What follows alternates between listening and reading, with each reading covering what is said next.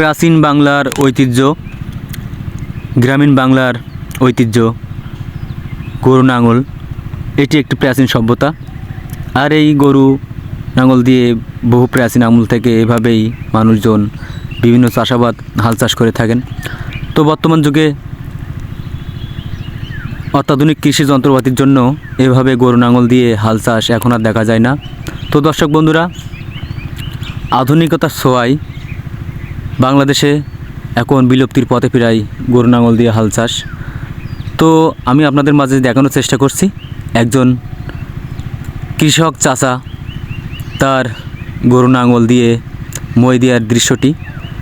তো দেখতে পাচ্ছেন শীতের সকালে, কুয়াশা ভরা সকালে এই ঠান্ডা পানিতে এভাবেই একজন কৃষক গরু দিয়ে মই দেওয়া শুরু করেছে। আসলে তার পরিবারের স্বাচ্ছন্দ্য, পারিবারিক চাহিদার জন্য এভাবে কষ্ট করে যাচ্ছেন। আর এই প্রাচীন বাংলার ঐতিহ্য আমাদের মাঝে এখনও এগুলো দেখা যায় না। তো দর্শক, ভিডিওটি যদি ভালো লেগে থাকে অবশ্যই শেয়ার করবেন।